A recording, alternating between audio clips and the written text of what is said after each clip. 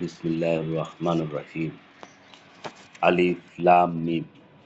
আল্লাহ ছাড়া কোনো উপাস্য নেই। তিনি চিরঞ্জীব, সবকিছুর ধারক। তিনি আপনার প্রতি কিতাব নাজিল করেছেন সত্যতার সাথে, যা সত্যায়ন করে পূর্ববর্তী কিতাবসমূহের। নাজিল করেছেন তাওরাত ও ইনজিল এই কিতাবের পূর্বে মানুষের হেদায়েতের জন্য, এবং অবতীর্ণ করেছেন মীমাংসা। নিঃসন্দেহে যারা আল্লাহর আয়াতসমূহ অস্বীকার করে তাদের জন্য রয়েছে কঠিন আযাব, আর আল্লাহ হচ্ছেন পরাক্রমশালী, প্রতিশোধ গ্রহণকারী। আল্লাহর নিকট আসমান ও জমিনের কোনো বিষয়ই গোপন নেই। তিনি সেই আল্লাহ যিনি তোমাদের আকৃতি গঠন করে মায়ের গর্ভে যেমন তিনি চেয়েছেন। তিনি ছাড়া আর কোনো উপাস্য নেই। তিনি প্রবল পরাক্রমশীল, প্রজ্ঞাময়। তিনিই আপনার প্রতি কিতাব নাজিল করেছেন। তাতে কিছু আয়াত রয়েছে সুস্পষ্ট, সেগুলোই কিতাবের আসল অংশ।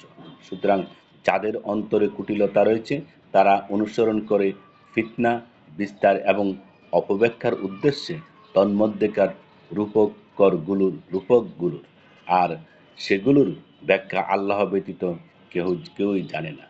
আর যারা জ্ঞানে সুগভীর তারা বলে, আমরা এর প্রতি ঈমান এনেছি। এই সবই আমাদের পালনকর্তার পক্ষ থেকে অবতীর্ণ হয়েছে, আর বোধশক্তি সম্পন্নেরা ছাড়া অপর কেউ শিক্ষা গ্রহণ করে না।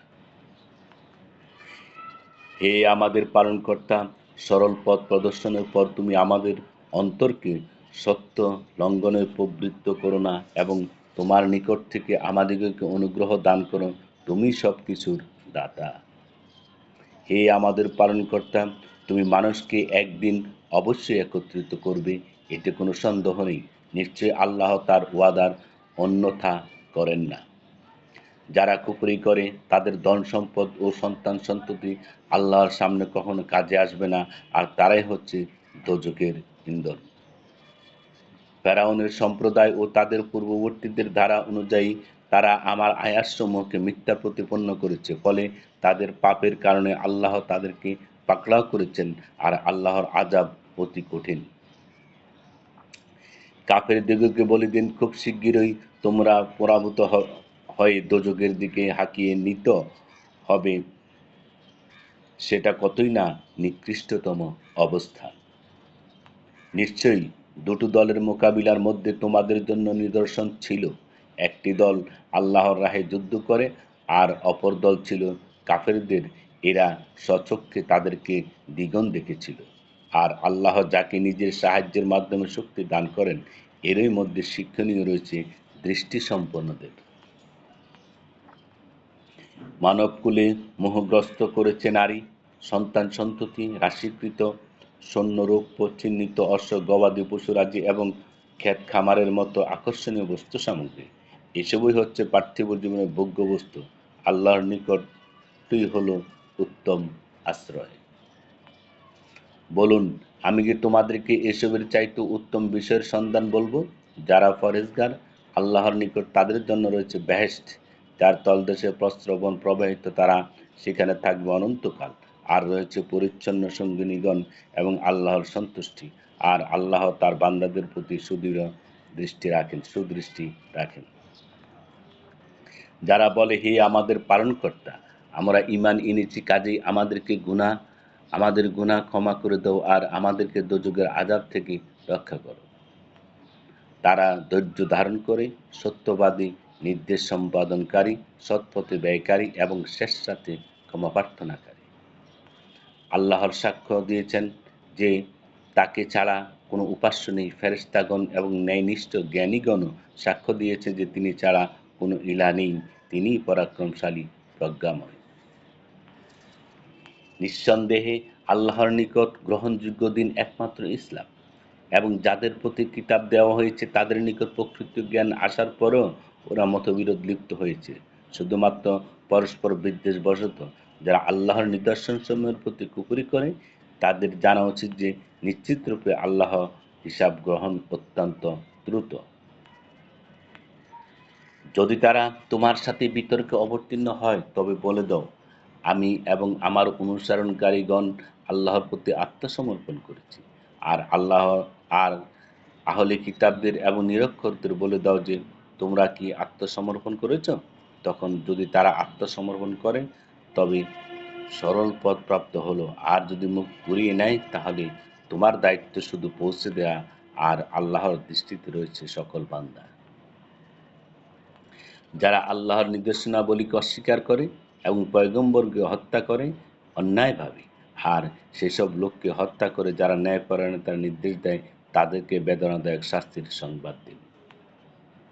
এরাই হল সেই লোক যাদের সমগ্র আমল দুনিয়া ও আখিরাতে উভয়ই লোকেই বিনষ্ট হয়ে গেছে, পক্ষান্তরে তাদের কোনো সাহায্যকারীও নেই।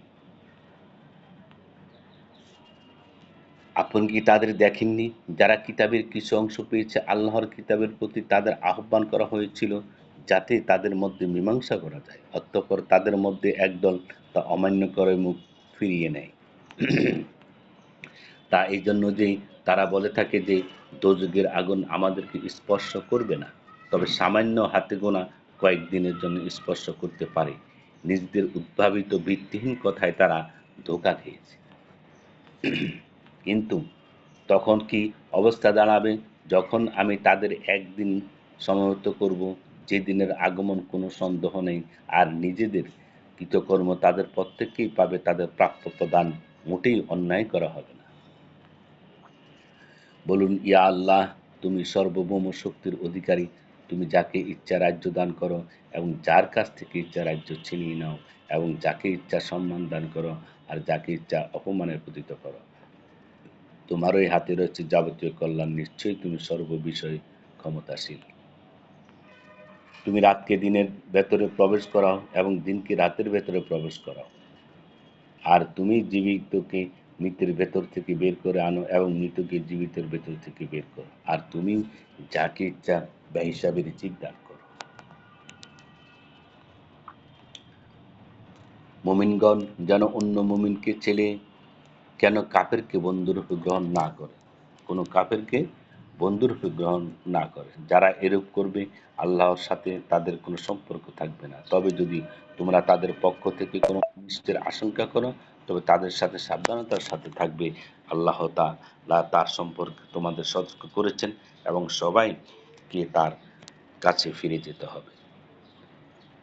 বলে দিন, তোমরা যদি মনের কথা গোপন করে রাখো অথবা প্রকাশ করে দাও, আল্লাহ সে সবই জানতে পারেন। আর আসমান ও জমিনে যা কিছু আছে সেসবও তিনি জানেন। আল্লাহ সর্ব বিষয়ে শক্তিমান। সেদিন প্রত্যেকেই যা কিছু সে ভালো কাজ করেছে চোখের সামনে দেখতে পাবে, এবং যা কিছু মন্দ কাজ করেছে তাও। ওরা তখন কামনা করবে যদি তারা এসব কর্মের মধ্যে ব্যবধান দূরের হতো। আল্লাহ তার নিজের সম্পর্কে তোমাদের সাবধান করেছেন। আল্লাহ তার বান্দাদের প্রতি অত্যন্ত দয়ালু। জাযাকাল্লাহ।